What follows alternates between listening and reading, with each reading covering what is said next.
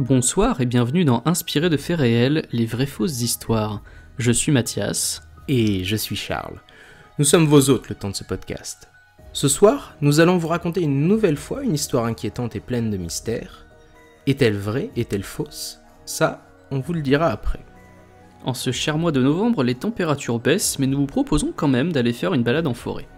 Habillez-vous chaudement, préparez votre équipement et apprêtez-vous à faire une randonnée vers l'inconnu avec 3 jeunes étudiants.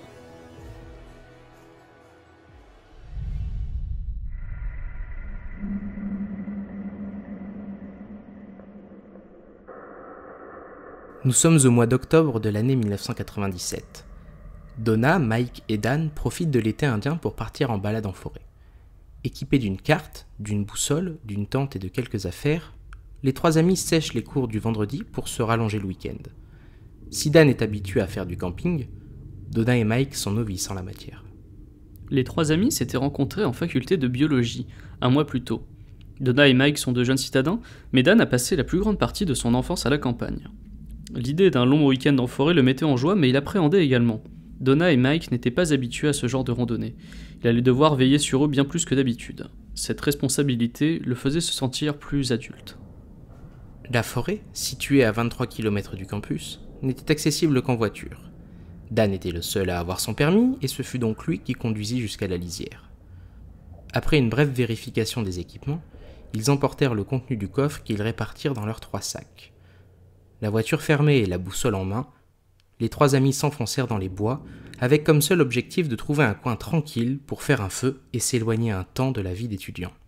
Les premières heures de marche se passèrent sans encombre.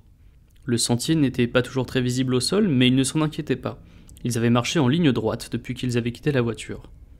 La boussole et la carte indiquaient un coin dégagé vers l'est, et c'est dans cette direction que les 3 étudiants se dirigeaient. Vers 14h, ils décidèrent de faire une pause. Les conditions météorologiques de la forêt, à la fois humides et fraîches, leur avaient ouvert l'appétit. Ils repartirent aussitôt la collation finie et continuèrent leur route vers la clairière convoitée. Celle-ci se trouvait presque au centre de la forêt. Ils avaient donc l'assurance d'y être au calme pour la journée de samedi et cette perspective les motivait à continuer la route, malgré la fatigue provoquée par les 6h30 de marche. À 19h, victoire. Le soleil laissait entrevoir quelques rayons qui filtraient à travers les arbres, une vision idyllique depuis cette petite clairière, qui paraissait pourtant bien plus étroite que ce qu'indiquait la carte. Peu importe, ils avaient traversé la rivière comme prévu, et la carte et la boussole ne pouvaient pas mentir. Ils étaient bien arrivés à destination. Ils allaient y passer la nuit, la journée de samedi puis la nuit suivante, avant de repartir dimanche en milieu de journée. Dan fit un feu pour cuire la viande sous vide achetée la veille. Le soleil se couchait lentement. Un seul détail les interpella. La forêt était incroyablement calme. Pas un bruit de criquets, de grillons, de hiboux, de rivières qui s'écoulent, rien. Le silence total en dehors du feu qui finissait de crépiter après le repas. Dan, Mike et Donna étaient venus pour profiter du silence et ils étaient servis. Le lendemain matin, Donna fut réveillée très tôt, alors que le soleil n'était pas encore levé. Des bruits de pas et de cailloux que l'on pose sur le sol l'avaient alertée. Mike et Dan avaient l'air de dormir profondément. Elle décida de prendre la lampe torche pour voir si elle n'avait pas rêvé, et ce qu'elle découvrit la perturba. Elle ne vit personne, mais des pierres avaient en effet été empilées près de la tente. En fait, ce sont 3 petits tas de cailloux qui étaient disposés de manière à entourer leur emplacement. Sans faire grand cas de sa découverte, elle réveilla Dan et Mike une fois le soleil levé. Mais quelque chose n'allait pas. Une brume avait envahi la clairière et la température avait chuté dans la nuit. « C'est normal que les températures baissent en octobre. Ça va se réchauffer dans la journée », expliquait Mike d'un ton rassurant. En effet, la brume et la température étaient explicables par le climat de la forêt, mais cela n'empêchait pas que la situation était moins agréable que prévu. Pour être plus efficaces, ils décidèrent de partir chacun de leur côté pour ramasser du bois sec pour le feu et quelques fruits sauvages. La seule consigne était de rester à portée de voix. Dan revint le premier avec du bois, attendit quelques minutes pour voir Mike revenir, quant à lui, avec quelques fruits. « Donna » s'écria Dan. Celle-ci ne répondit pas. « Donna » continua Mike. Toujours pas de réponse. Les 2 jeunes hommes décidèrent d'aller à sa rencontre, mais à peine entamirent-ils leur chemin que Donna sortit du bois. « Tu nous as fait peur » s'exclama Dan. « Bah pourquoi, j'étais juste là, sur le retour » répondit Donna. Les 3 étudiants passèrent le reste de la journée autour du campement, à se raconter des histoires, parler de leurs premiers cours de fac, manger et étudier la carte pour anticiper le chemin du retour. La nuit semblait tomber plus tôt et à 18h30, les derniers rayons d'un soleil quasi absent de la journée se reflétaient dans la brume qui n'avait pas encore complètement disparu. Alors qu'il veillait plus tard que la nuit dernière, Dan entendit quelques bruits qu'il estimait venir d'une 60aine de mètres au nord du campement. « Est-ce qu'on devrait aller voir ?» demanda Donna. « Certainement pas, s'alarma Mike. Ça doit être un animal et je n'ai pas envie de me retrouver nez à nez avec un sanglier, ni même avec un cerf. » « Un animal ne ferait pas ce bruit-là, ou pas autant de bruit, puis nous n'avons rien croisé depuis que nous sommes partis de la voiture, rétorqua Dan.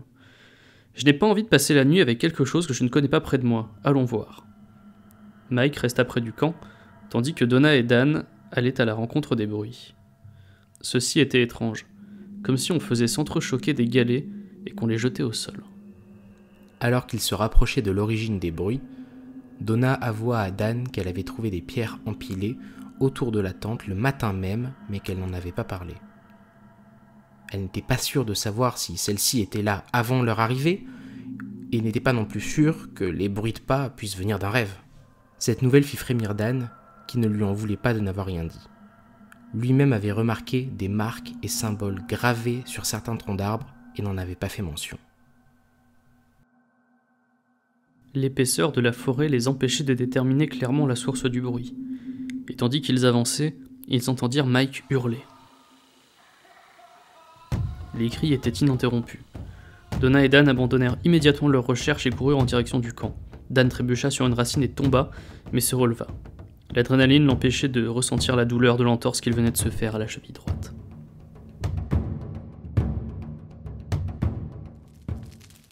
De retour sur le campement, Mike avait disparu. Dan et Donna avaient beau l'appeler, rien à faire, ils n'entendaient pas de réponse. « On reste ensemble, on ne se sépare pas », ordonna la jeune femme à Dan. Après avoir récupéré quelques affaires, ils partirent à la recherche de Mike. Il était minuit passé et la lune était camouflée par d'épais nuages. En clair, rien en dehors de leur lampe torche ne permettait d'éclairer leur chemin. Après 30 minutes de recherche et d'appels sans réponse, ils ne savaient plus quoi faire. Retourner au camp ? Hors de question tant qu'on ne sait pas où est Mike. Continuer à le chercher semblait être la seule solution acceptable. Mais sans indication de sa position et sans certitude de pouvoir revenir au camp, cette perspective les angoissait. Aux alentours d'1h du matin, l'espoir commençait à les quitter. Dan avait mal à la cheville et songeait à rentrer, mais ils tombèrent sur une maison au milieu des arbres. Donna s'étonna. « Il n'y a aucune maison indiquée sur la carte, j'en suis sûr. » Celle-ci était en état de ruine. Les fenêtres étaient bardées de planches et la porte d'entrée apparaissait clairement défoncée. De même, la toiture laissait entrevoir de grands trous, apparemment causés par les branches des arbres alentours. Après une courte hésitation sur l'intérêt d'aller vérifier l'intérieur, ils entendirent Mike hurler de nouveau. Donna et Dan se regardèrent. Les cris étaient étouffés, mais ils étaient sûrs qu'ils venaient de l'intérieur de la maison. Sur la porte d'entrée, Dan vit les mêmes symboles qu'il avait vus sur certains arbres. Donna remarqua quant à elle des tas de pierres sur le ponton, sous l'avancée en bois. La porte d'entrée n'opposa aucune résistance et tous deux s'enfoncèrent dans le corridor sombre. L'agencement des pièces semblait illogique. Les chambres se trouvaient toutes au rez-de-chaussée. Un escalier délabré se trouvait en fin de couloir. Monter ou ouvrir la porte sous l'escalier pour se diriger vers la cave. Les deux amis décidèrent de monter, en continuant d'appeler Mike sans pour autant avoir de réponse. À l'étage, de la moisissure avait envahi le mobilier. Tout ici respirait la crasse, et la lampe torche commençait à montrer des signes de faiblesse. Alors qu'ils avançaient dans l'étage, ils entendirent Mike crier en dessous. « Il est au sous-sol !» s'exclama Donna. Ils redescendirent par l'escalier, ouvrirent la porte de la cave et empruntèrent un deuxième escalier. La cheville de Dan commençait à le faire terriblement souffrir. L'odeur de renfermé était difficilement soutenable une fois arrivé en bas. La cave était escarpée et tout ce qui se trouvait au sol difficilement visible. Dan distinguait quelques ossements, ou peut-être étaient-ce des pierres. Les cris de Mike, toujours étouffés, se rapprochaient. Alors qu'ils avançaient rapidement, un bruit de claquement métallique stoppa Donna net dans sa progression. Un piège à ours s'était refermé sur sa cheville. Elle ne put étouffer un hurlement de douleur. Dan, horrifié, ne savait pas quoi faire, mais réussit péniblement à écarter la mâchoire en acier pour libérer la jambe de Donna. Affolés et blessés, ils ne purent faire que quelques mètres supplémentaires, mais cela suffit à entrer dans la cavité principale, où Mike se tenait debout, de dos. Ils l'éclairèrent avec la lampe torche dont la lumière faiblissait inexorablement. « Mike » lança Donna. Pas de réponse. Tandis que la lumière disparaissait peu à peu, ils pointèrent le faisceau lumineux au-dessus de la tête de Mike, pour voir qu'il ne tenait pas réellement debout. Il était suspendu à un crochet, et ses pieds touchaient à peine le sol. La dernière chose que Donna et Dan entendirent était un souffle rapide, arrivant derrière eux.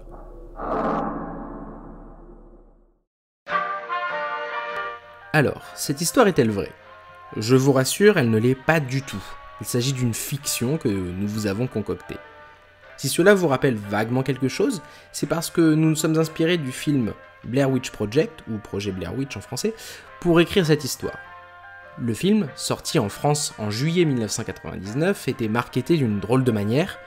Il était vendu comme une cassette d'étudiants en cinéma que l'on aurait retrouvée et éditée pour la diffuser en cinéma. Les 3 étudiants partaient en quête d'informations sur la sorcière de Blair, mais le voyage ne se passa pas comme prévu.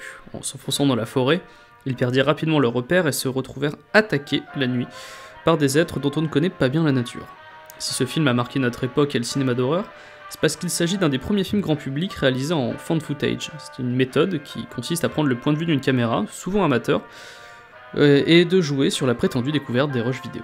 Pour autant, le projet Blair Witch est-il inspiré de faits réels ? Eh bien non, mais il a utilisé bon nombre de techniques pour nous le faire croire, et a usé de techniques à l'époque novatrices. De fausses rumeurs sur le film et le tournage ont été diffusés sur internet au moment de sa sortie en 1999, et on vous parle de cela tout de suite.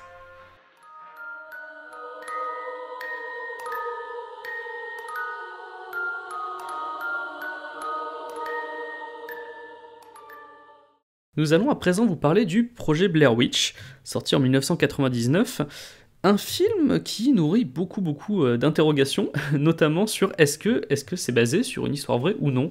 Beaucoup de gens le pensent, d'ailleurs une de nos auditrices, mon cher Charles, nous a envoyé un message en nous parlant de l'histoire vraie qui a inspiré Blair Witch, donc une femme qui aurait été tuée par des villageois et qui serait une sorcière qui rôderait dans les forêts des Black Hills. Une sale histoire. Une sale histoire qui est entièrement fausse en réalité, puisque sur la plupart des sites, en fait, il s'agit tout simplement d'une histoire fausse, mais de résidus de ce qui s'est passé à l'époque où il y avait eu la grande campagne publicitaire, notamment sur Internet, pour le projet Blair Witch, où on avait dit, en fait, les réalisateurs du film ont, dès le départ, essayé de faire croire que c'était vraiment passé quelque chose à Burkittsville, une petite ville qui s'appelait, selon eux à l'époque, Blair, et où il y aurait eu une sorcière. En fait, on vous rassure tout de suite, donc il ne s'est jamais rien passé à Burkittsville, soyons clairs là-dessus. Et d'ailleurs, la forêt de Black Hills qui est censée être à côté de Burkittsville, n'est pas du tout située à côté de Burkittsville. Pour tourner le film, il a fallu aller tourner à, je crois, plusieurs heures de route, si je me souviens bien. Ils ont même menti là-dessus. À l'écart de Burkittsville. On n'est pas du tout dans la forêt autour de Burkittsville, tout simplement parce qu'il n'y a pas de forêt aussi grande à côté de Burkittsville. Donc tous les endroits qu'on voit dans le film, Coffin Rock, etc., tout ça, ce n'est pas à Burkittsville même. Les seuls endroits à Burkittsville, c'est les plans sur la ville et les plans dans le cimetière qu'on voit dans le projet Blair Witch, qui est donc 100% une fiction. Il n'y a pas eu de sorcière à Burkittsville, rappelons-le.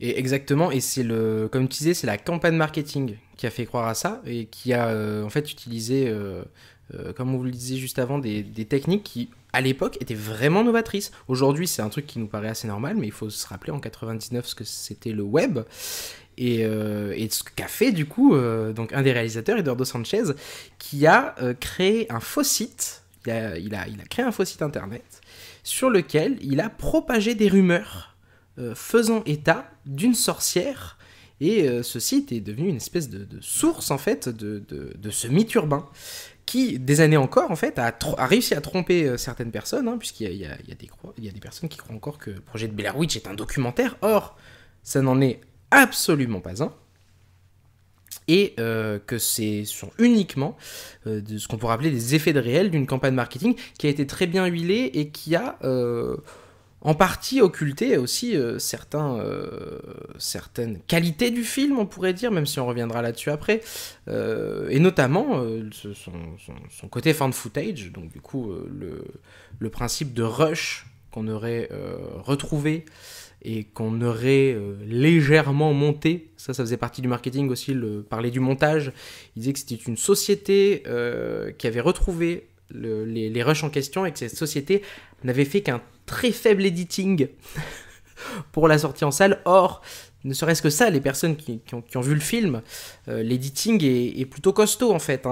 Il y a beaucoup de montage, ça devient très rapidement assez rythmé. Il existe une version un peu moins éditée qui a fait partie du processus justement de communication, toute la com qui est autour du film, qui était passée à l'époque sur Sci-Fi Channel, donc qui est aujourd'hui Sci-Fi, mais qui à l'époque n'était pas aussi, on va dire, classe que le Sci-Fi aujourd'hui. C'était vraiment une chaîne un peu plus nerd à l'époque. Et en fait, ils avaient diffusé un truc, je crois que ça s'appelait les Blair Witch Tapes, où en fait, ils faisaient vraiment passer ça pour un documentaire, justement, pour amorcer la sortie du film en salle. Et donc, beaucoup de gens s'étaient fait aussi avoir par rapport à ça, en plus de tout ce qui s'est passé sur Internet. Donc, la campagne était vraiment hyper bien huilée, et ça datait d'avant. Il y avait eu un court-métrage qui avait été réalisé par les deux réalisateurs du projet Blair Witch, où justement ils jouaient encore une fois sur cette notion de est-ce que c'est un documentaire, est-ce que c'est vrai. En fait, ils ont créé leur mythologie de cette histoire de sorcière qui aurait dans les collines noires, je crois que c'est comme ça qu'ils les appellent dans la VF, qui aurait eu une vraie sorcière, et ils disaient que ok, c'est peut-être un film, mais il s'inspire d'une vraie légende, et en fait absolument pas. Toute la mythologie de A à Z vient des réalisateurs du film. C'est eux qui ont tout créé, quoi, toute cette histoire, parce qu'il y a donc l'histoire de la sorcière, mais il y a aussi la sorcière qui aurait possédé un homme qui aurait tué des enfants. Donc ça, ils en parlent dans le film Le Projet Blair Witch et dans Blair Witch 2, et je n'ai pas vu le remake, mais j'imagine qu'ils doivent y faire référence à un moment.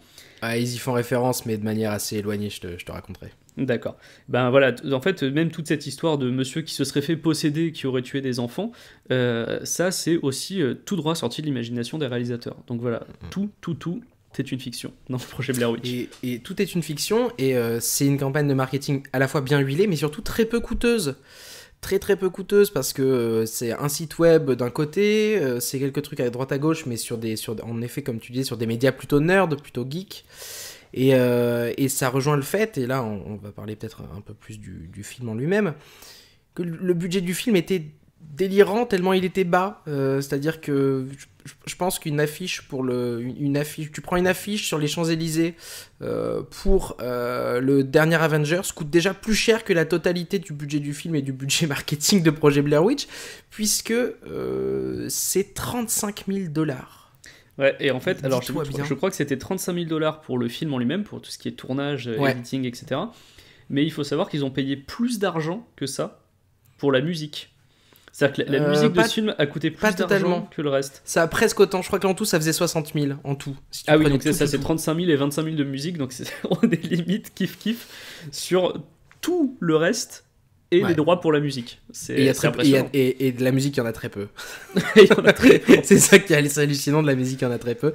Et du coup, ça en a fait, et c'est une des anecdotes assez délirantes à propos de ce film, c'est que ça en a fait un des films, il est dans le top 20 des films les plus rentables de l'histoire, il est numéro 5, dites-vous bien, il est numéro 5 des films les plus rentables de l'histoire, puisque $35 000, 60 000 si on compte tout, genre si on compte les petites touillettes de café qu'ils ont dû se passer entre eux, $60 000, alors que le film en a rapporté 250 millions, puisque la campagne marketing, bien que très ciblée, a visiblement bien fonctionné. Très bien fonctionné. Tellement bien que ce soit en France ou aux États-Unis.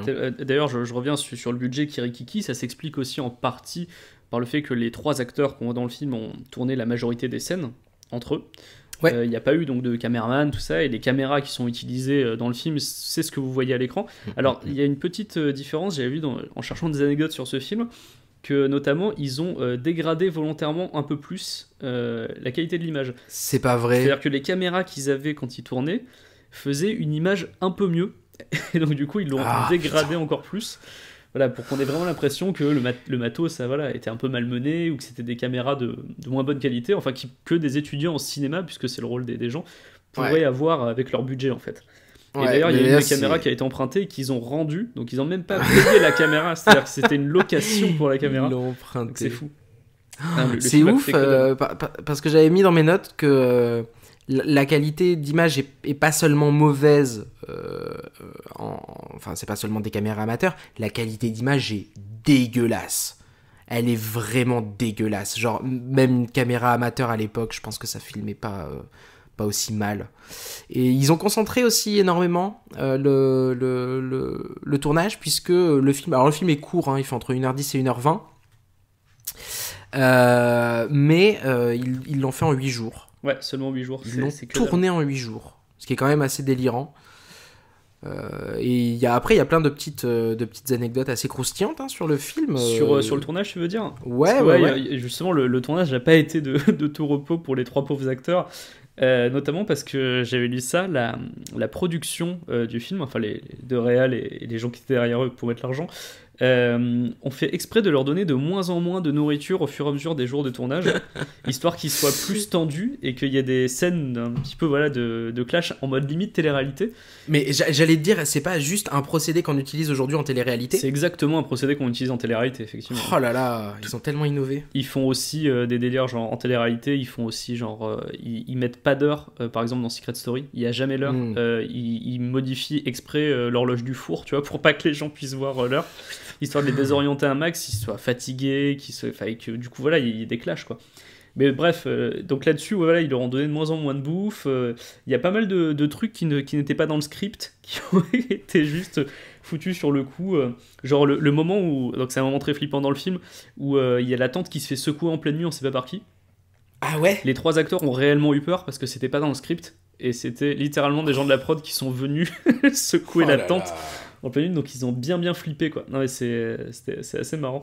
Et d'ailleurs, tout le monde n'était pas vraiment en confiance au moment de commencer le film, surtout Heather.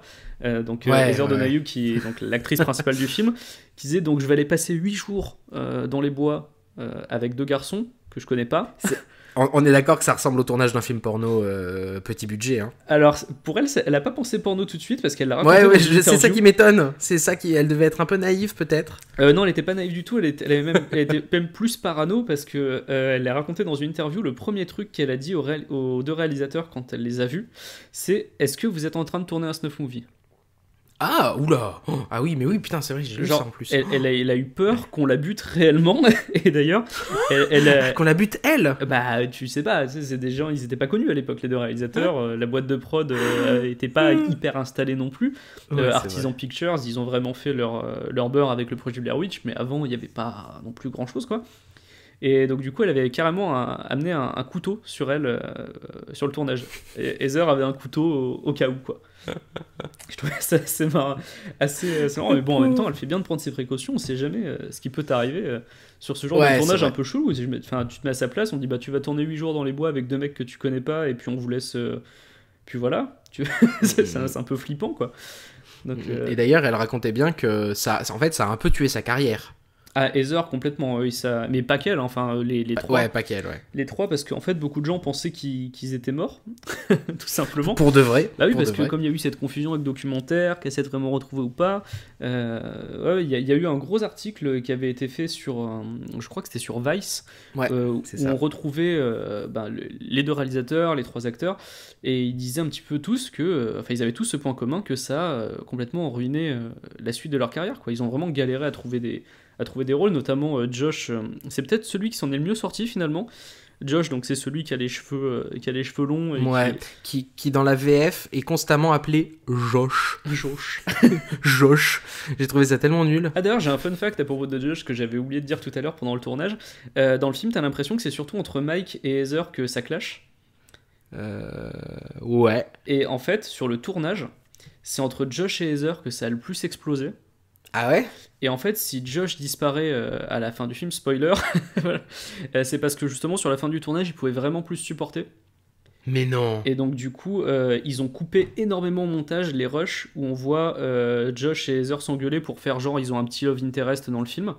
Mais Ouais. en vrai, ils se détestaient sur la fin du tournage. Et en fait, c'est plutôt Heather et Mike qui s'entendaient bien alors qu'on les voit se clasher dans le film, quoi. Ouais, bah notamment au moment où c'est Mike qui jette la carte. Oui, ouais, c'est ça. C'est Mike qui jette la carte, quoi. Il est pas malin, quoi. Et ça, c'est dans le script. Donc, du coup, l'acteur, Oui. l'acteur ne fait que suivre le script. Ouais, d'ailleurs, c'est pas le meilleur moment du script, hein. Oui, non. Mais il y a plein enfin, voilà, le script, on en reparlera tout à l'heure. Et je veux juste faire un focus sur le fait que, non, les 3 ne sont pas morts. Hein. Donc, voilà, non, mais il faut bien le rappeler. On n'en parlerait pas en rigolant, sinon. Au cas où, voilà, non, c'était un tournage, hein, donc c'est-à-dire qu'ils avaient ils étaient quand même en relation avec même s'ils tournaient eux-mêmes et qu'ils étaient en pleine forêt, ils étaient quand même en relation par talkie avec la prod. Et ils avaient un GPS. Ils avaient un GPS et ils avaient aussi des safe words. Enfin, tu sais, comme quand tu fais du GSM. Bulldozer. Voilà, s'ils disaient bulldozer, c'est que ils redevenaient eux-mêmes, quoi, qui sortaient du personnage, que allez, c'est la pause, on arrête un petit peu tout ça. Comme dans le BDSM, c'est drôle. Hein. C'est ça. Et entre eux, quand ils allaient trop loin, c'était taco. Ils se disaient taco. Trop bien. Et un jour, ils ont dit bulldozer. Donc il faut se rappeler que le tournage durait que 8 jours. Hein, donc ça va te montrer le professionnalisme de cette équipe de production. Un soir, ils ont fait bulldozer parce qu'ils voulaient rentrer. Enfin, ils voulaient aller à l'hôtel, dormir, je sais pas quoi. Enfin, tu vois, genre arrêter le tournage. Ouais. Je crois qu'ils avaient faim ou un truc comme ça. C'est ça. Sauf qu'en fait, la production était au resto et n'a pas entendu le téléphone sonner. Du coup, ils se sont retrouvés dans les bois tout seuls. Tous les 3, aérés, donc les 3 acteurs.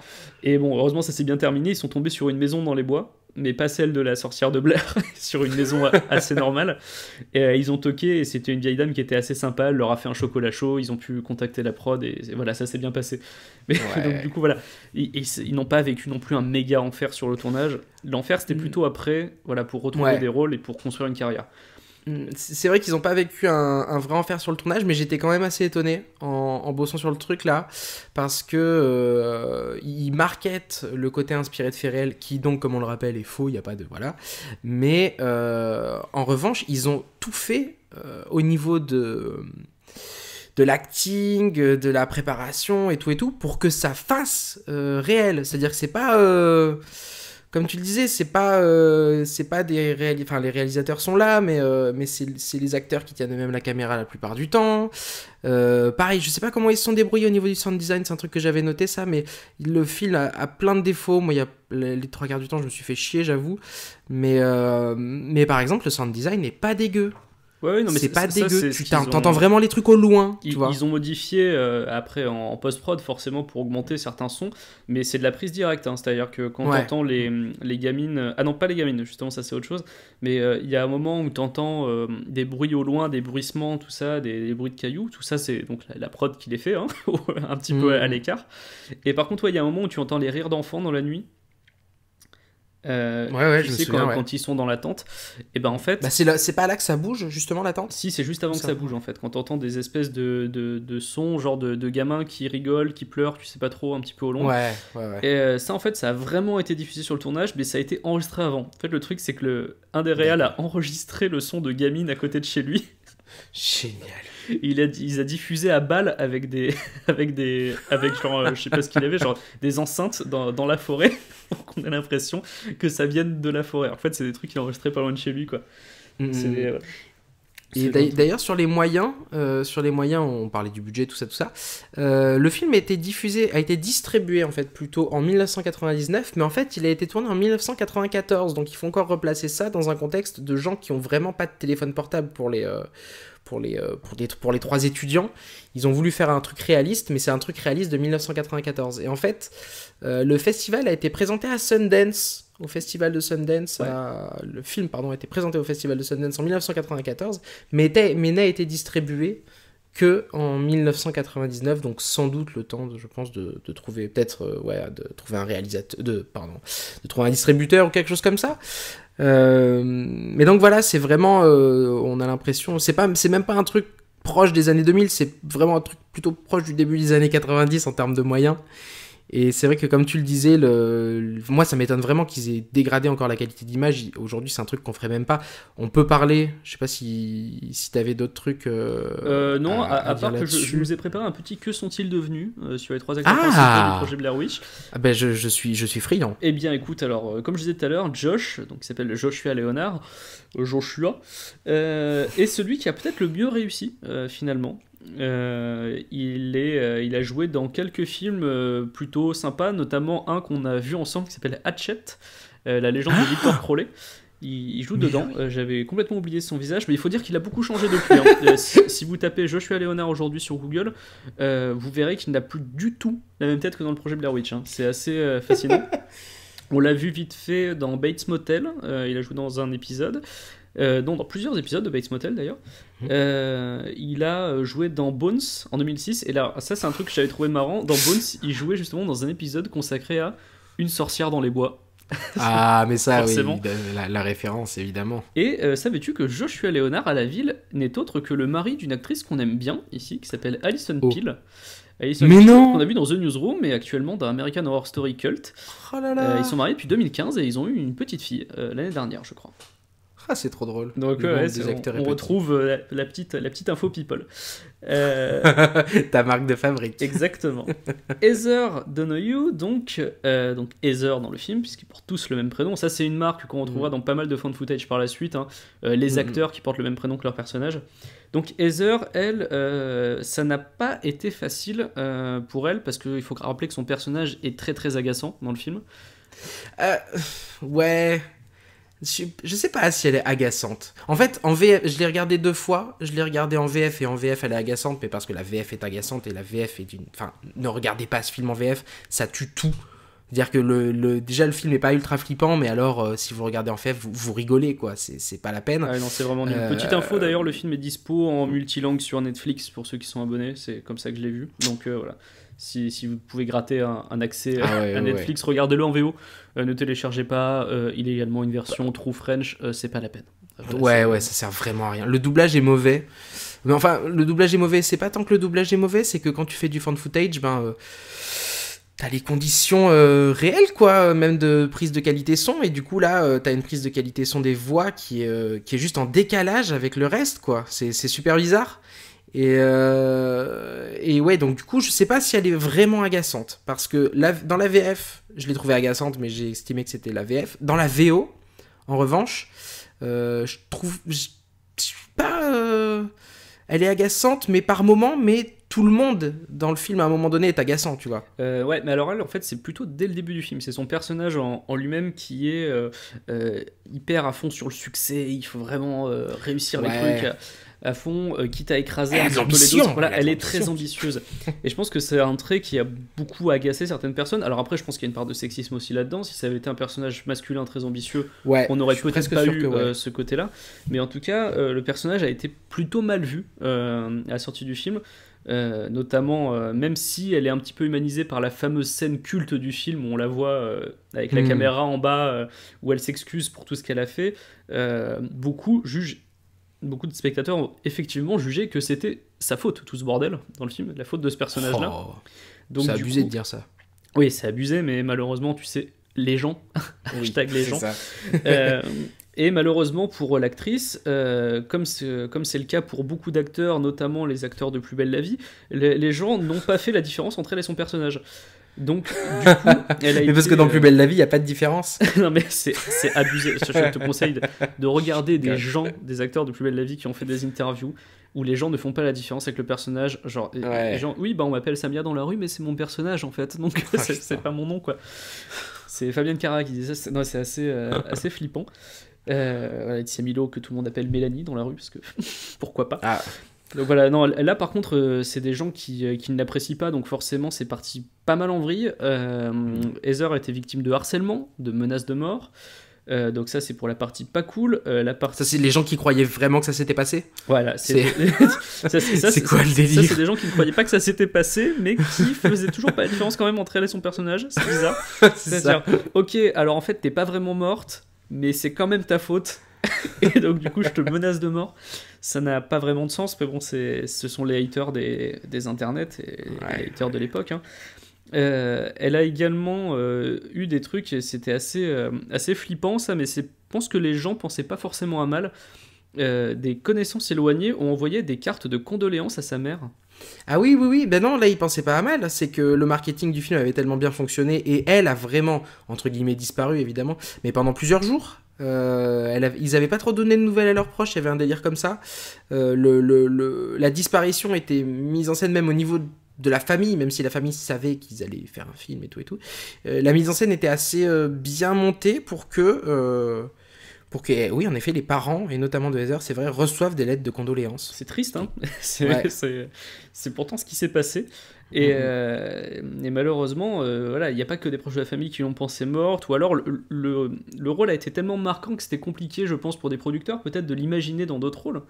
Donc forcément, Ouais. elle dit, c'est dans l'interview pour Vice qu'elle disait ça, que pour elle, Blair Witch, c'était comme un tatouage sur le visage ou une tumeur, c'est la citation qu'elle dit. C'est un truc avec lequel tu dois vivre et qui t'handicape un petit peu dans ta vie de tous les jours. La seule petite différence que je fais entre les deux, c'est que le tatouage sur le visage, en principe, on l'a voulu. Ouais. Quoique. Ce qui est rarement le cas de la tumeur. Ça dépend des gens, tu sais pas. Peut-être que les gens qui se font faire des tatouages ivres se disent en fait, c'est pas une bonne idée. En tout cas, Heather s'est accrochée pendant une petite dizaine d'années, c'est-à-dire que voilà, son dernier rôle remonte à 2008. C'était dans un film qui s'appelle The Morgue, c'est un direct ou DVD un peu fauché, pas vraiment intéressant. Et elle a totalement changé de carrière. Aujourd'hui, elle n'est plus du tout actrice. Elle est cultivatrice de marijuana médicinale à Nevada City, en Californie. Donc, elle n'est plus du tout dans l'acting. Elle cultive de la marijuana médicinale. C'est pas une mauvaise idée non plus. Hein. Bah écoute, c'est pas mal. Je pense que ça a suivi la légalisation. Elle s'est dit, tiens, je vais ouvrir mon business. Oui. Et puis, du coup, c'est ce qu'elle fait aujourd'hui. Et ça a l'air de plutôt pas trop mal se passer. C'est de la weed dans la forêt de Blair. Et ce serait super bien si elle le marketait comme ça. Je pense qu'il y a des gens qui l'achèteraient. Ouais, c'est vrai. Et donc le troisième, du coup, oui, Michael C. Williams, dit Mike, qui lui est aussi cool que son personnage au début du film, en fait, finalement. C'est-à-dire que c'est un mec qui continue à avoir quelques rôles de temps en temps, mais qui a l'air de suivre plutôt ses envies, c'est-à-dire qu'il fait souvent des conventions d'horreur, mais pas souvent des films. Tu vois, D'accord, donc lui il est plutôt dans la consommation de la weed de Heather. Non, en fait, c'est ça. Non, parce qu'il a un vrai métier à côté. En fait, il est surtout le gérant d'un théâtre à Hawthorne dans l'État de New York. Donc voilà, lui il gère il a son truc, et de temps en temps il fait des apparitions dans des films. C'est ce qu'il a fait en 2006 dans Altered. C'était un film d'horreur sur des aliens dans la forêt encore, et c'était réalisé par Eduardo Sanchez, qui est un des deux réalisateurs du projet Blair Witch. En fait, on voit le truc, le réal a dû se dire tiens, ça fait longtemps, et si on faisait un film ensemble, et le mec a fait oh bah écoute, j'ai une maison, j'ai un théâtre, mais si tu veux, ça peut être marrant, on va retourner ensemble, quoi. Et c'est ce qu'ils ont fait. Tu te souviens de moi, c'est moi qui t'ai mis 8 jours dans la forêt sans rien à manger. Tu me remets, tu vois. Donc voilà, c'est tout ce que j'avais à dire sur le que sont devenus les trois. Donc vous voyez qu'ils sont pas du tout morts et que ça se passe plutôt pas trop mal pour eux, malgré l'image qui leur colle à la peau avec le projet Blair Witch, quoi. Est-ce que tu veux qu'on parle du film en lui-même ? Je pense que c'est le temps là, ça y est. Que le chrono tourne, on est à 25 minutes de discussion, on est dans l'info, on est dans l'anecdote. Est-ce qu'on rentrerait pas dans le dur du sujet là ? Si. On va quand même parler du film. Donc on a déjà balancé quelques-uns, mais toujours comme d'hab, spoiler en avant, ça va arriver. Donc voilà. Toujours. Donc le film. Le film, et ben déjà, j'ai noté que ça commençait, et ça, je pense que c'est peut-être un motif récurrent du fan footage. Ça commence par une mise au point. C'est-à-dire que l'image est floue, et ça, non mais ça. Et ce sera un problème récurrent dans ce film. Et non, mais c'est marrant parce que tu sais, pourquoi c'est flou ? Pour montrer l'amateurisme, alors que on est en présence d'étudiants en cinéma. Mais il filme quand même des scènes floues, puisqu'il faut montrer l'amateurisme, et du coup le film commence littéralement par alors il commence par un carton, évidemment, faussement inspiré de faits réels ou vraiment inspiré de faits réels. Ces films-là commencent souvent par des cartons, pour dire que voilà, il y a 3 étudiants en art du spectacle qui ont disparu, mais comme ils sont en art du spectacle, c'est pas grave. Comment tu dis ça, en art du spectacle, on a l'impression que c'est des gens qui font des bolasses dans la rue, avec des sarouels. Mais parce qu'on disait étudiants en cinéma pour la classe, mais en fait... tout le monde est étudiant en art du spectacle quand on fait de l'art. Oui, je pense, non ? Oui, bien sûr. Non, pas obligé de faire des arts. Je suis pas très familier en fait de la catégorie. Mais donc c'est en 4 tiers, c'est flou, c'est fait exprès, et ça commence sur une mise au point. Donc voilà, presque tous les films de fan footage, je crois, commencent sur une mise au point avec quelqu'un qui regarde la caméra de près en mode ça marche, tu vois. Et après, il y a la scène où c'est du fan footage toujours, donc ils font des trucs débiles avec la caméra, pour montrer que ce sont bien des gens normaux, c'est mal cadré exprès, tout ça. Et donc là, première chose, c'est que, et c'est marrant parce que je savais pas l'anecdote là que tu m'as dit tout à l'heure sur la qualité d'image qu'ils ont eux-mêmes encore dégradé, c'est que je me suis dit que c'était vraiment dégueu quoi. Alors, c'est sale comme image. Je pense que tu fais référence à une scène en particulier où la qualité est vraiment dégueulasse à fond. C'est quand ils vont interviewer la vieille dans le mobil-home au début du film. C'est pas la pire. Hein. Et parce que je trouvais que c'était pas la parce pire. que c'est là pour la production, c'est la pire, et ça s'explique par le fait que Josh ne savait vraiment pas se servir d'une caméra. Et que du coup, il a niqué la scène parce qu'il l'a mal filmé. La discussion qui suit après sur la profondeur de champ. Ouais. Du coup, c'est vraiment d'accord. Du coup, ça s'est ajouté parce que justement, l'acteur a mal filmé la scène. Et c'est n'importe quoi. Enfin, elle est surexposée, elle est floue. Enfin, il n'y a rien qui va sur cette scène. Est-ce qu'on peut mal filmer une scène sur du fan footage, vraiment ? Puisqu'on veut donner des effets de réel, il sait pas se servir d'une cam, il sait pas se servir d'une cam. Là, ça te sort peut-être un peu de la diégèse du film s'il n'y avait pas eu l'explication après. Parce que ce sont censés être des étudiants donc, en art du spectacle qui font une interview pour un documentaire qu'ils réalisent eux-mêmes.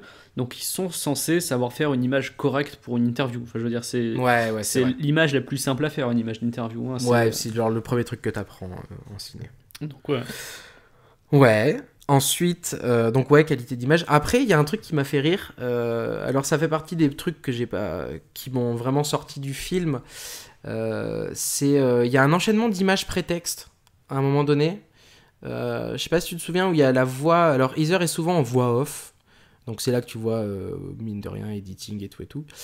Elle est en voix off et il y a des images de forêt, de campagne, des trucs comme ça. Mais ça revient à plusieurs reprises dans le film où tu as des plans sur les arbres, des plans sur des... Alors, ouais, mais là c'est vraiment très détaché. Tu sais, ils sont en voiture et il y a autre chose qui se passe à la caméra que l'action qui est montrée, tu vois. Il y a vraiment un décalage entre les deux et ça m'a fait penser à... je me suis dit, tu sais, comme faisaient les films pendant un moment, ils achetaient des shootings de... des stock shots des stock shots de documentaires animaliers ou des trucs comme ça, tu sais. Un peu comme Virus Cannibal. Et ben, voilà. Et c'est le premier film qui m'est venu en tête. Et là, il y a une séquence de 15 secondes où ça m'a fait penser à Virus Cannibal. Et apparemment, a raison, puisque en lisant la fiche Wikipédia du film, il est dit que les équipes du film ont beaucoup, en fait, emprunté, à la fois au niveau esthétique, de Virus Cannibal, ils ont emprunté réellement, et à la fois au niveau du marketing, puisque le marketing de Virus Cannibal s'était basé sur le fait que ce qui allait être montré à l'écran était vrai, ce qui s'en était suivi dans le cas de Virus Cannibal par des procès. Je me souvenais plus qu'il y avait des... Alors, juste, peut-être parce que tous nos auditeurs ne connaissent pas Virus Cannibal, c'est donc un énorme nanar réalisé par Bruno Mattei, si je me souviens bien. Et ouais, je crois que c'est ça. Donc voilà, qui raconte je sais plus quoi exactement, ça fait longtemps que je l'ai pas vu. Mais alors, c'est des anthropologues, voilà, anthropologues, des ethnologues qui partent... dans une tribu, sauf qu'en fait la tribu s'avère être assez cannibale. Et, tout le nom, Virus Cannibal. Ouais, là, donc vraiment pas cool. Et la première partie du film en fait est en fan footage. Oui, c'est ça. Hein. La première moitié, le film est découpé en deux parties, la première moitié est en fan footage. Et les scènes, les maquettes et tout, la qualité d'image faisant, c'était assez mauvais. C'était très difficile à l'écran de faire la différence entre du vrai et du faux, et ce qui se passait... Bon, Virus Cannibal, c'est 1980, c'est 14 ans avant le tournage de Blair Witch, et 19 ans avant sa diffusion. Donc c'était encore une autre époque, les gens étaient peut-être pas forcément habitués à ça. Et donc du coup, le film, à un moment donné, il y a notamment une scène d'empalement, une femme qui se fait empaler sur un énorme pilier, c'est une scène horrible. Et la femme a dû se pointer au procès en disant non mais regardez, je suis là, je suis vivante, parce que tout le monde pensait pendant un moment que les images qui avaient été tournées étaient vraies. Et d'où les rapprochements. Et en fait, il se serait inspiré de ce pan-là de Virus Cannibal pour l'idée du fan footage et pour un peu l'idée du marketing, mais en tempérant beaucoup les choses, puisqu'il n'y a pas eu de procès dans le cas de Blair Witch, évidemment. Donc, puis je trouve que c'est une drôle d'idée de s'inspirer de l'esthétique de Virus Cannibal quand il y a un film extrêmement laid. Bah ouais, c'est laid, mais en même temps, s'il y a des gens qui ont cru et si c'est allé au procès, c'est le but, tu vois. Ouais, non mais oui, je vois ce que tu veux dire. C'est vrai que c'est une volonté d'apporter un peu plus de réalisme. Ouais. Par contre, oui, heureusement qu'ils n'ont pas fait comme Virus Cannibal, voilà. C'est-à-dire de récupérer des images d'archives d'animaux dans la forêt et de les entrecouper pour gonfler artificiellement la durée du film. Parce que c'était ça pour Virus Cannibal, si je me souviens bien. Ouais, c'est ça. Bruno Mattei devait avoir un film un peu plus long. Et pour gagner en longueur, il a inséré, limite aléatoirement, des extraits de documentaires animaliers, enfin des images voilà, d'animaux qui sont censés être dans le même univers que le film, sauf que des animaux qui viennent genre pas du tout de cet univers-là, quoi. Et en fait, quand t'as parlé des animaux, je pensais que t'allais parler d'autre chose. Mais non, moi j'allais dire, heureusement qu'ils ont pas reproduit ce qui s'est passé dans Virus Cannibal. C'est-à-dire qu'il y avait pas, je sais pas si en 80 il y avait la législation de la même manière et tout et tout. Je crois que c'est peut-être Virus Cannibal qui a une législation sur les animaux dans les films, puisqu'à un moment donné, il y a une scène de massacre de tortues. Ah non, c'est pas dans Cannibal Holocaust, ça? La tortue? Ah, si. Tu confonds avec Cannibal Holocaust, je crois. Oh, c'est pas... J'ai crété en même temps. C'est pas impossible. Oui, je crois que c'est dans Cannibal Holocaust. Enfin bref, on va peut-être clore cette énorme parenthèse pour revenir sur, sur le projet Blair Witch. Parce que là, elle est partie sur du virus cannibale et du... Attends, je confonds les titres de films qui se ressemblent. Donc c'est pas impossible. D'accord, donc la femme empalée, c'était virus cannibale? Ou c'était quoi? La femme empalée au tribunal, c'était Cannibal Holocaust? Je sais pas. Parce que tu sais quoi, j'ai pas de souvenir de femme empalée dans Virus Cannibal. Non, donc c'est pour ça que je me demande si tu parlais pas de ça. Il me semble que c'est dans Virus Cannibal. Je crois que je dis pas complètement que des bêtises. Mais tu sais quoi, là en direct live, je vais aller chercher. D'accord. Pour ça, je vais parler un petit peu du projet Blair Witch encore une fois, qui, je pense que je vais donner mon avis maintenant sur le film. Personnellement, j'ai passé pas un très bon moment devant ce film. Je l'avais vu pour la première fois avec toi, Charles. Ouais, chez moi même. On était un petit peu pompette et un petit peu adolescent également, donc du coup pas dans les meilleures dispositions pour le voir. Je te coupe juste, je me suis en effet complètement trompé sur toute une partie. En effet, la scène d'empalement a lieu dans Cannibal Holocaust. C'est bien ce qui me semblait, Tout le reste, en effet, avait lieu dans Virus Cannibal. Je suis en train de remettre rapidement. Donc en effet, Bruno Mattei, Virus Cannibal, voilà, les écologistes en Papouasie-Nouvelle-Guinée, tout ça. Mais oui, en effet, le reste, il y a une partie en effet qui est due à Cannibal Holocaust. Oui, c'est ça. Et dans Cannibal Holocaust, c'est ça, c'est le film où il y a deux parties, la partie fan footage et la partie... Voilà, c'est ça. Exactement. Mais il y a du... voilà, c'est ça. Mais les plans prétextes sont en effet dans Virus Cannibal. Qui est un très mauvais film. Donc c'est peut-être pas la peine de le regarder. Oui, voilà. Oui. D'ailleurs, on va vous parler tout à l'heure d'un autre très mauvais film, mais que je trouve personnellement sympathique. Mais donc, on y reviendra tout à l'heure. En attendant, Blair Witch, le premier. Donc on avait vu ensemble, adolescent, un petit peu pompette, donc pas dans les meilleures conditions. Et j'en avais le souvenir d'un film très chiant, très long. Pas très long parce qu'il dure 1h25, hein, mais je veux dire très longué, quoi. C'est-à-dire où malgré sa courte durée, tu le sentais passer, ouais. C'est ça. Et là, je l'ai revu en me disant, bon, là, tu n'es pas bourré, tu es un adulte maintenant. Tu vas apprendre à aimer le projet Blair Witch. Eh ben, toujours pas. Parce qu'il a ce gros défaut, je trouve, qui est son extrême lenteur. Et alors, il y a beaucoup de gens qui n'aiment pas, par exemple, Paranormal Activity parce qu'ils disent qu'il ne se passe rien dans Paranormal Activity. Ne regardez surtout pas le projet Blair Witch, parce qu'il se passe encore moins de trucs, quoi. C'est un film qui, je trouve, a très mal vieilli, qui a sûrement apporté quelque chose au moment où il est sorti, parce qu'il a relancé... Pour le coup, la saga des Paranormal Activity n'aurait même pas existé sans le projet Blair Witch. Mais qui, aujourd'hui, avec les standards actuels qu'on a en fan footage... ne fonctionne pas. Enfin, voilà, je pense que des gens qui ont vu des films d'horreur actuels, tu leur mets le projet Blair Witch entre les mains, ils vont se faire chier. Enfin, moi, en tout cas, je me suis fait chier. Et toi, tu t'es fait chier aussi ou pas trop? Alors, je me suis fait chier à plusieurs moments. Je me suis fait chier souvent, en fait. Mais notamment, il y a des trucs qui m'ont saoulé, notamment certains dialogues que j'ai trouvé, mais oh là là, mais c'est pas. En fait, le problème c'est que c'est pas écrit, tu vois. C'est que, alors, ils ont tous, enfin, surtout Heather, elle a fait du théâtre d'impro.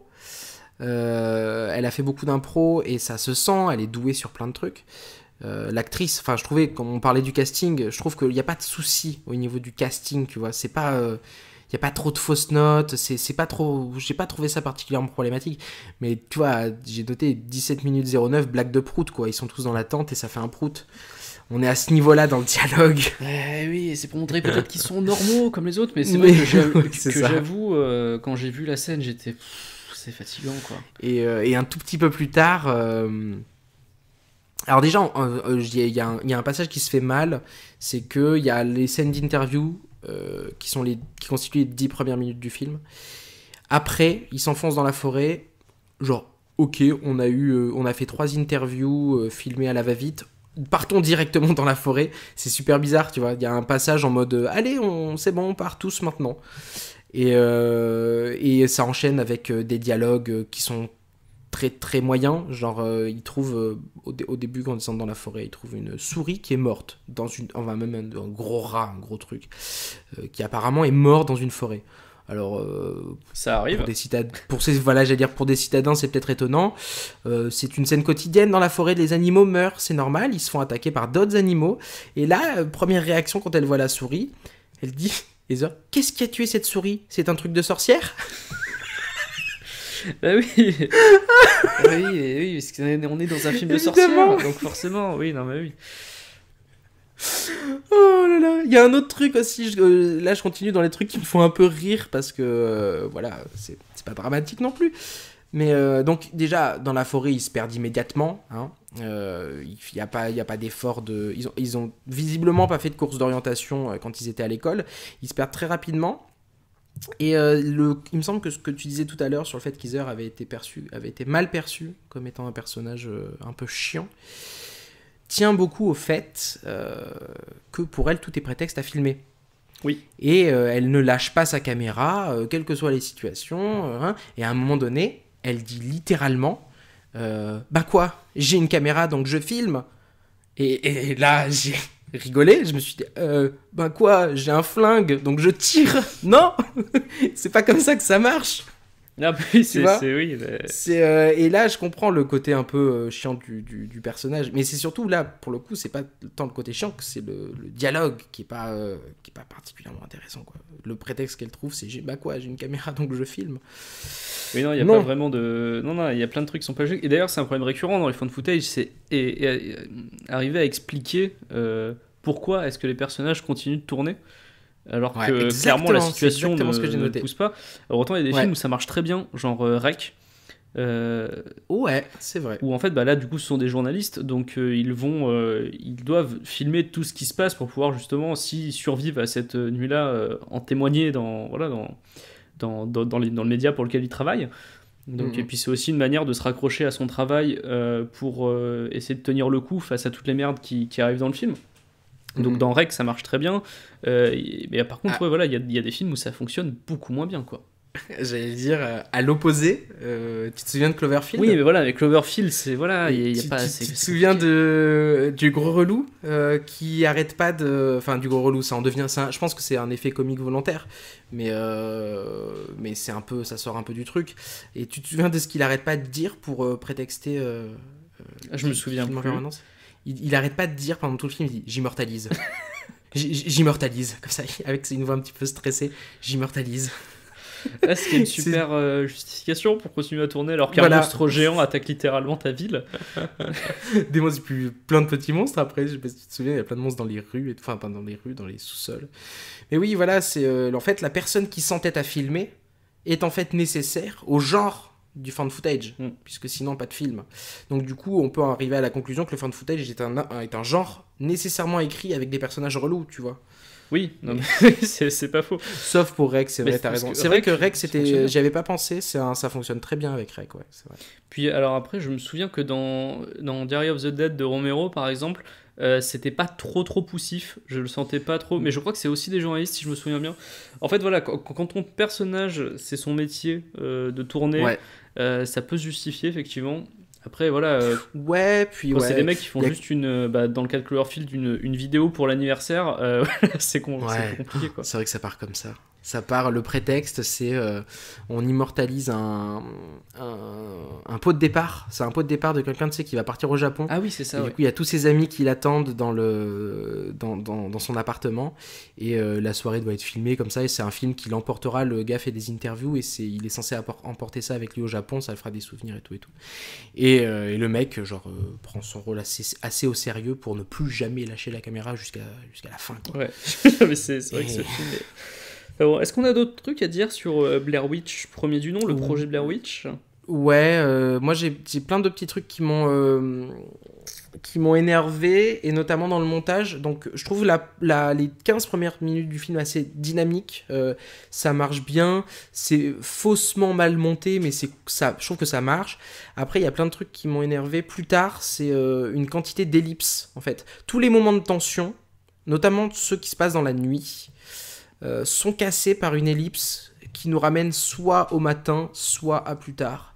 Et là, la frustration de mon côté était assez grande, et ça rejoint sur le fait, enfin ce qu'on disait tout à l'heure, sur le fait qu'il ne se passe rien. En fait, c'est pas tellement qu'il se passe rien, c'est que c'est un film qui veut interroger sur le hors-champ, sauf que au lieu de placer des choses dans le champ de temps en temps, et ben tout restera toujours dans le hors-champ. Ouais, c'est un des vrais problèmes du film, ça. C'est exactement ce que tu dis sur la notion d'où on essaye de te suggérer des choses. En fait, à chaque fois, on te fait un petit peu monter en pression, il y a une attente, et en fait, ton attente n'est jamais récompensée, jamais dans le film. Ouais, c'est ça. Et c'est ça qui est hyper décevant, en fait. Et c'est ça qui m'agace, c'est-à-dire que quand tu passes, je pense, moi, c'est à partir des 45 premières minutes, j'ai commencé à comprendre que mon attente serait jamais récompensée. Ouais. Et ça m'a saoulé, et ça m'a un petit peu sorti du film. Je me suis dit, en fait, ouais, mais du coup, pourquoi est-ce que je me tape ces 3 gens dans la forêt alors que, bah, en fait, clairement, il va pas se passer grand-chose, quoi. Donc c'est vraiment ça. Et il y a eu des erreurs, je reviens sur le tournage. Il y a un moment où, tu sais, ils se barrent de la tente en pleine nuit avec les caméras. Et il y a le personnage de Heather qui fait genre un truc, oh mon dieu, c'est affreux sur la gauche. Je me souviens pas. C'est genre, elle fait, wow, what the fuck is this? Et en fait, la caméra est censée tourner et nous montrer, selon les réalisateurs, c'est ce qu'ils ont expliqué après, une espèce d'apparition type Dame Blanche au loin. Sauf qu'en fait, ils ont mal cadré avec la caméra en courant. Et donc, du coup, ils ont pas cadré l'endroit où il y avait ça, donc tu le vois pas. Putain. Et donc, tu vois, c'est des trucs comme ça qui font que peut-être t'aurais éventuellement pu être récompensé à un moment. Ouais, et en fait, non, tu la vois jamais. Et après, je pense que c'est ce qui a participé aussi un peu au succès du film, c'est que tu vois finalement jamais la sorcière et que tu peux te l'imaginer. Mais bon, aujourd'hui, c'est plus poussif, quoi. Ouais, je sais pas, ouais, parce que même, enfin, je sais pas, même quand on l'avait vu, quand on était, je sais pas, on était au début du lycée, quand on avait vu ça, on n'avait pas eu peur, quoi. Ah non, pas du tout. Et en même temps, quand même, pour un film d'horreur, je sais pas, alors que je pense, moi en tout cas, j'étais vraiment beaucoup plus sensible. Aujourd'hui, que ça me fasse pas peur, ça me choque pas. Parce que quand on a vu, bah, du coup, après, quand on a vu beaucoup des films d'horreur, bah, là, il y a une forme d'habitude. Mais que ça ne nous ait même pas choqué, alors qu'au lycée, j'en avais pas vu beaucoup, c'était pas mon truc et tout et tout. C'est quand même chaud, quoi. Bah ouais, c'est bien ça le problème avec le film, c'est que là, je trouve qu'il ne fait pas peur à aucun moment, quoi.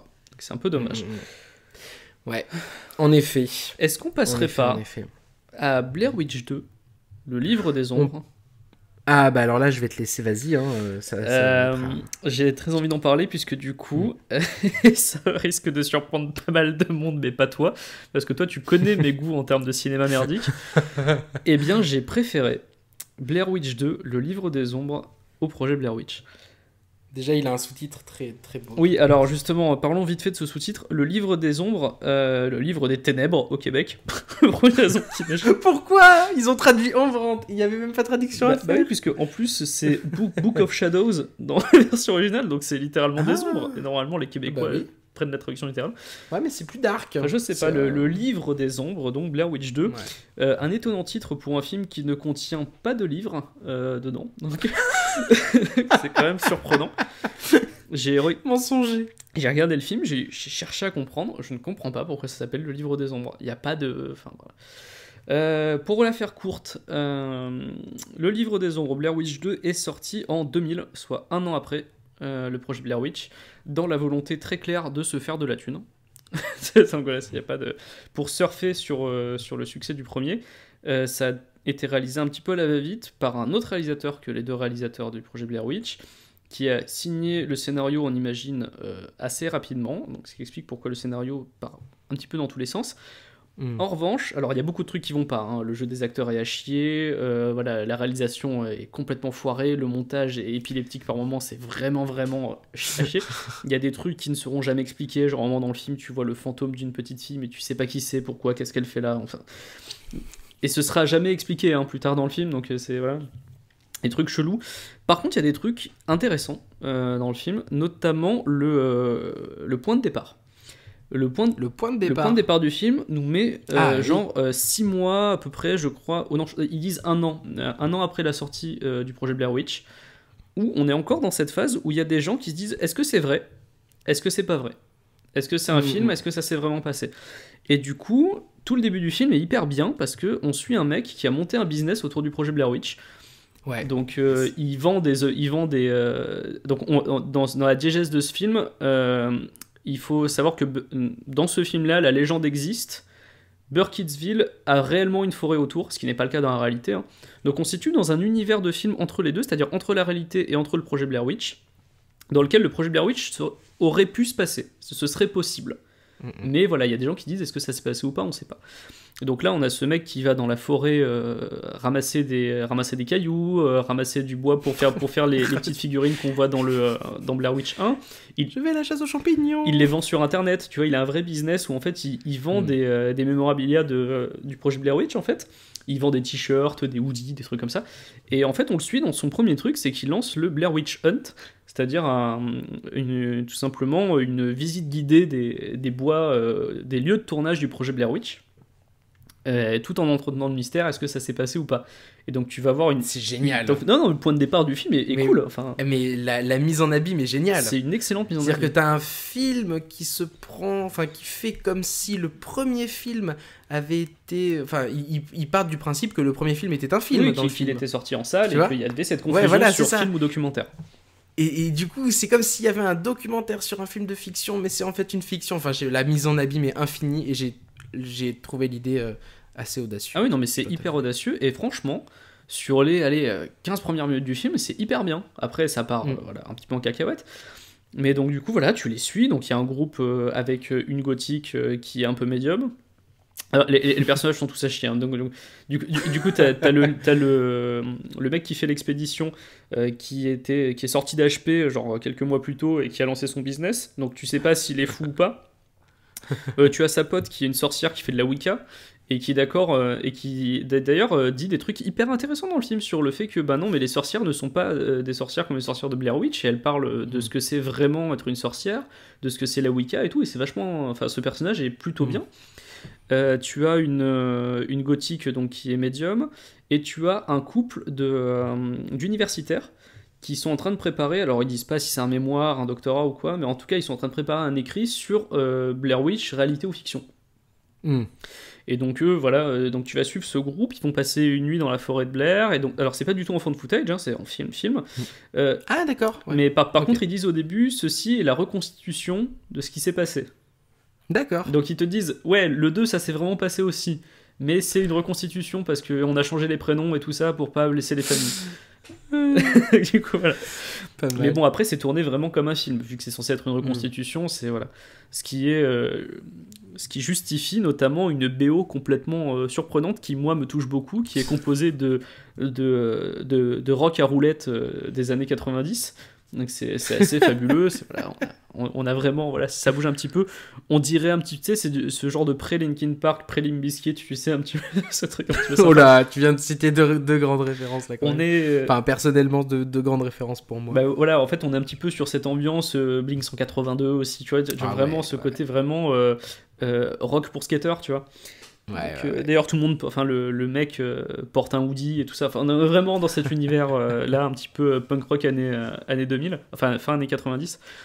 Et donc toute l'esthétique du film est un petit peu comme ça. Et donc voilà, je spoile pas ce qui se passe parce que honnêtement, le twist m'a surpris. D'accord. Okay. En fait, donc c'est un film à twist et bon, ça c'est un petit spoiler, mais en gros, à peu près, tu penses que le film va se passer comme le 1 dans la forêt tout le temps. Et il se trouve que non. La majorité du film se passe pas dans la forêt. La majorité du film se passe ailleurs, donc je dis pas où. Mais ce qui s'est passé dans la forêt a une incidence, et en fait, donc il y a quelqu'un qui est mort, et ça se transforme en whodunit en fait. Ça se transforme en truc un peu genre limite des petits nègres, enfin où tu dois, où on sait qu'il y a quelqu'un dans le groupe qui a fait quelque chose. Et pendant tout le film, tu essayes de savoir qui. Il y a la police en parallèle qui essaye de savoir qui. Donc c'est entrecoupé d'interrogatoires de police sur des gens que tu suis dans le film, là, de ce petit groupe.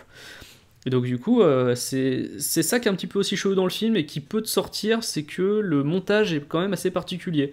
C'est vraiment... il n'a pas toujours beaucoup de sens, je trouve. Je trouve qu'il y a un problème dans l'éditing du film. Mais après, globalement, tous les personnages sont des clichés, mais ça fonctionne pas mal. L'ambiance du film est plutôt cool et il y a vraiment un vrai suspense pour savoir qui c'est qui a fait le coup, quoi. Et quand tu le sais à la toute fin, moi honnêtement je suis peut-être bon public, mais j'ai été assez surpris. Donc ce n'est pas un bon film, soyons honnêtes là-dessus, mais c'est un film que je trouve intéressant dans la manière dont il explore la mythologie Blair Witch, et surtout dans la manière dont il explore la mythologie Blair Witch, pardon, mais aussi en tant que film, parce que c'est un film assez cool à regarder. Il dure pareil 1h25, 1h30, donc ça vous prendra pas énormément de temps dans votre vie, et si vous le regardez bourré, vous allez vous marrer, parce que il y a des moments qui sont vraiment très très cons. Donc, on n'incite pas à la consommation d'alcool. Ah oui, non, pardon.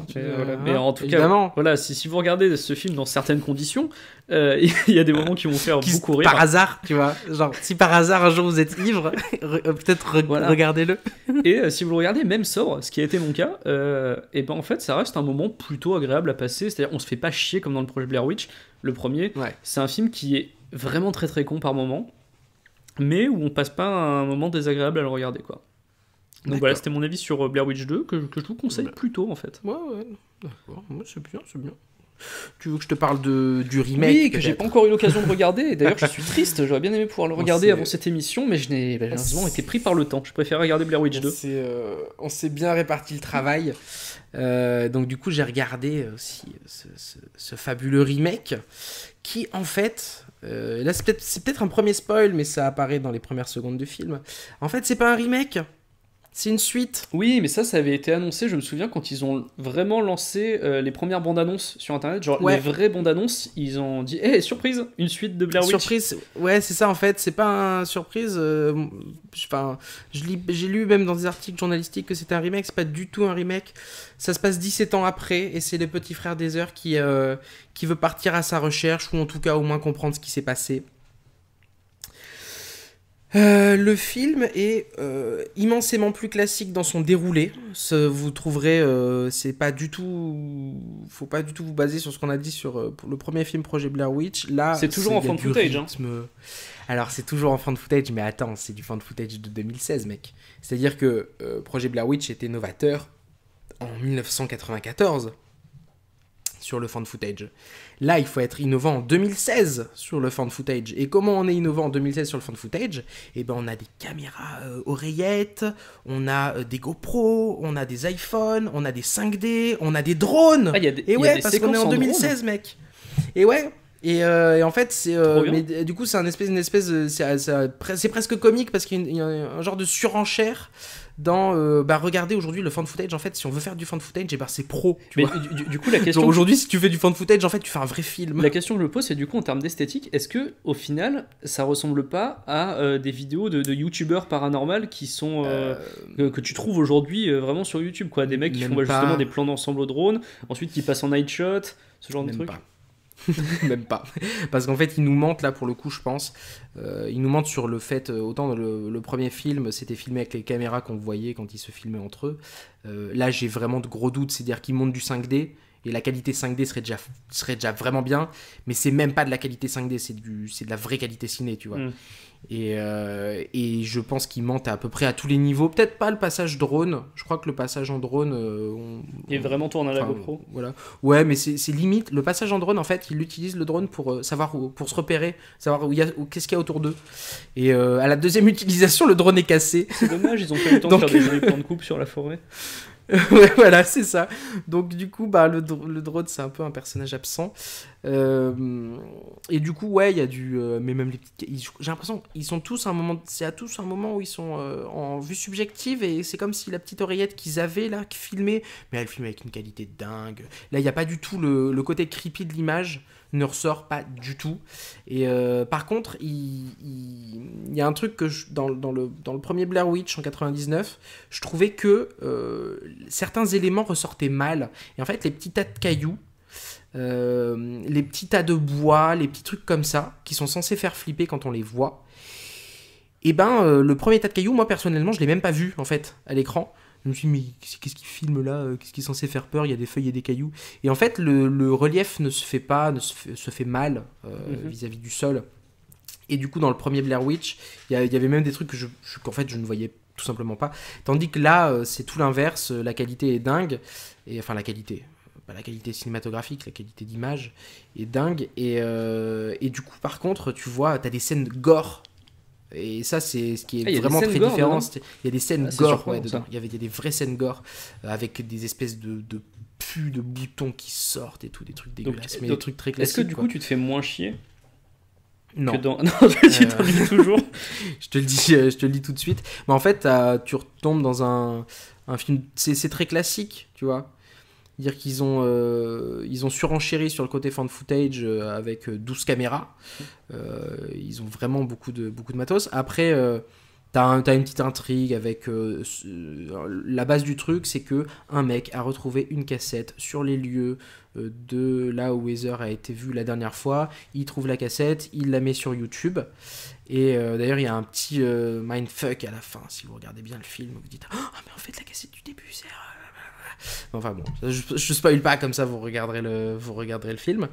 Et en fait, il met la vidéo sur internet. Du coup, il a le petit frère d'Heather a une alerte. Il a mis une Google Alert sur quand on parle de sa sœur. Et il reçoit la notif. Ouais, voilà, il en reçoit beaucoup en plus. Et il reçoit la notif et il part à la rencontre du mec. Et alors, le mec, en fait, s'avère être très chelou. Genre, est-ce qu'en fait, tu n'aurais pas manigancé tout ça pour amener des gens dans la forêt? Ouais, il y a des petits trucs comme ça. Ce qu'il a, pour le coup, est plutôt pas mal. Parce que du coup, il y a des gens qui jouent sur le mythe Blair Witch. Sauf que là, contrairement à ton film où on prenait le film Blair Witch comme un film, c'est-à-dire qu'il était discuté comme étant un film dans le film, là pas du tout, c'est la suite de l'histoire. Oui, j'avais vu qu'il ne considérait c'est Adam Wingard, je crois qu'il a fait le film, ne considérait même pas Blair Witch 2 comme une suite dans la diégèse de son film. Ouais. C'est-à-dire que pour lui, Blair Witch 2 n'a jamais existé. Hein. Exactement. C'est exactement ça. Et du coup, par contre, à la fin, alors là, c'est l'inverse. Blair Witch ne montrait rien. Là, Blair Witch 2016 montre beaucoup, ou en tout cas, on montre parfois trop. Tu veux dire qu'on voit la sorcière? En fait, c'est même plus une sorcière, c'est un espèce de Slenderman nu qui se baladerait dans la forêt et qui courrait aux arbres. C'est la Médéros de Break. Ouais, c'est ça. Et du coup, voilà, c'est un peu... là, pour le coup, on verse dans le surnaturel, on verse dans le truc à fond, il n'y a plus de doute. Parce que dans le premier Blair Witch aussi, ce qu'on peut dire, c'est que un doute peut s'installer entre explications surnaturelles... Où est-ce qu'ils sont timbrés, ouais, c'est possible. Où est-ce qu'ils sont timbrés, ou est-ce qu'ils sont juste fait agresser par un furieux dans la forêt, quoi. Oui, non, c'est pas forcément la sorcière, tu vois, on voit rien. Tandis que là, non, il n'y a pas de... Ça laisse très peu de place à l'interprétation. Et donc voilà, j'ai pas... Il y a des chances pour que d'ici 3 semaines, j'en ai plus de souvenirs de ce film. Alors que même si Blair Witch, il y a des trucs qu'on n'a pas aimé, que j'ai pas aimé, il n'empêche que ça nous a marqué d'une manière ou d'une autre. Là, je t'avoue que pas tellement, quoi. Ok. Bon, eh bien, je pense que maintenant qu'on a parlé de tous les projets de Blair Witch... Ah oui, non, il y a une série qui va arriver aussi. Hein. Mais putain, j'allais te dire, c'est l'exact bon moment pour enchaîner sur le futur de Blair Witch. Oui, une série télé qui va sortir, mais quelle étonnante idée. Je comprends pas. Ouais, on est d'accord qu'il y a un souci sur le fait de tenir ça en longueur, non? Ah bah, déjà que sur 1h30 c'est chiant, sur une série, ça va être compliqué. Je sais pas comment ils vont tenir ça. À la rigueur, ça aurait pu être pas mal sur une web série type sur YouTube en plusieurs petits trucs, mais encore. Je trouve que en fait Blair Witch c'est une série de films où ils sont plus forts pour développer leur mythologie en dehors des films que dans les films. C'est-à-dire que c'est beaucoup plus fort sur l'impact que ça a. En fait, c'est des mecs qui sont très très bons pour faire des campagnes sur internet. Parce que Blair Witch, le remake, ça a été. Il y a eu une énorme campagne sur internet aussi, où il y a eu carrément la création d'un Kiss Kiss Bang Bang pour un faux documentaire sur comment faire son deuil. Et où en fait, la meuf qui faisait le documentaire aurait disparu. Et donc il y a eu des trucs et en mode oui mais ces cassettes ont été retrouvées et puis après ils ont diffusé des extraits de vidéos sur YouTube et puis et en fait voilà ils ont essayé de reproduire la même chose, ça a un peu moins bien marché j'ai l'impression que pour le premier parce qu'il n'y a pas eu un vrai mouvement comme pour le projet Blair Witch en 99 Mais ils ont essayé de refaire la même chose, et pour le coup, ça, si vous allez regarder, je sais plus ce qu'il faut taper dans Google pour le retrouver, mais si vous tapez le Kiss Kiss Bang Bang de Blair Witch ou un truc comme ça, vous allez trouver des articles qui décrivent tout ce qui s'est passé sur la campagne web. C'est impressionnant. On a l'impression qu'ils ont mis plus de taf sur la campagne pour faire croire tout ça, qu'il s'était passé un truc, et pour lancer l'arrivée du projet Blair Witch, que sur le film en lui-même, quoi. C'est vraiment fou. Ils sont très forts pour ça. Ils devraient construire des escape games, des RPG, faire des grandeurs nature, ces gens. Ils devraient c'est vrai. Ou même C'est des vrai. spectacles interactifs ou des choses. Enfin, ils sont tellement forts pour créer des atmosphères et des univers comme ça, et pour brouiller la frontière entre réalité et fiction, qui devraient faire ce genre de choses. Après, sur un film, voilà, on a vu sur le projet Blair Witch, du transmédia. Tu devrais faire du transmédia, complètement. Ouais, je suis assez d'accord. Et pour la série Blair Witch, je vois une manière, globalement, pour qu'elle s'en sorte, c'est la forme de l'anthologie, en fait. Ah, que ce soit à chaque fois des personnages différents à chaque épisode en Ouais, mode ouais, ouais, complètement, oui. Ouais, quelque chose comme ça. Oui, Ouais. ça pourrait être la seule manière, parce que s'accrocher au même personnage sur une série, sur une saison, c'est compliqué, tu vois. Scream avait réussi à pas trop mal le faire, en adaptant, pareil, un film en série. Et encore, sur la saison 2, c'est hyper poussif et c'est pas très bien. Donc, non, Blair Witch, je suis assez réservé sur son avenir en série, mais si c'est une anthologie, pourquoi pas. Je pense que je pourrais regarder pour voir ce que ça donne, quoi. Ah oui, moi je regarderai rien que par curiosité, mais ouais, je pense que ça peut être une des formes sous lesquelles elle peut s'en tirer. Est-ce qu'on a fini ? Eh bien écoute, oui, j'allais justement dire à nos chers auditeurs qui nous écoutent depuis maintenant pas mal de temps, que on approche leur écart là, non ? Oui, on dépasse, pas loin, je pense qu'on la dépasse. Donc du coup, de leur dire de nous retrouver sur les réseaux sociaux peut-être. Oui, sur le Twitter, @IFR Podcast, sur notre page Facebook, inspiré de faits réels, sur le SoundCloud, inspiré de faits réels, sur lequel vous pouvez laisser évidemment des commentaires. Et c'est à peu près tout. Également sur iTunes, vous pouvez laisser des commentaires. Sur iTunes, évidemment. Des appréciations, on l'espère positives, pour faire grandir la chaîne, puisque ça nous aide à monter. Mais donc voilà, oui, n'hésitez pas à nous laisser des commentaires. Vous nous en laissez de temps en temps, et ça fait plaisir de les lire, notamment des suggestions pour des futurs épisodes d'Inspiré de faits réels, ou pour notre autre podcast, le Bureau des Mystères, que vous écoutez peut-être, que nous faisons avec Riviera Ferraille. Si vous l'écoutez, n'hésitez pas à nous dire ce que vous en pensez également. En tout cas, on est content d'avoir sorti cette émission-là et d'avoir parlé du projet Blair Witch. Ça faisait un petit moment qu'on avait envie d'en parler aussi, de celui-là. Ouais. Est-ce que je peux terminer sur une blague ? Mais vas-y, je t'en prie. À un moment dans la forêt, dans le projet Blair Witch, le premier, ils entendent des cris au loin, tu vois. Ils entendent... Josh a disparu. Et ils entendent des cris au loin. Et il y a Mike, tu sais ce qu'il dit ? Non. Il dit, mais ça peut pas être Josh qui a crié. Parce que si c'était Josh, il aurait dit où il était. Et là, j'imaginais, est-ce que tu crois qu'il aurait hurlé ses coordonnées GPS à 200 mètres comme ça ou quoi ? Ou alors plus simple, je suis à côté du gros arbre. Je suis... Tu vois la rivière et le 3e arbre, je suis là-bas. Le pauvre, il est en train d'hurler à la mort. J'ai laissé des petits cailloux sur le chemin.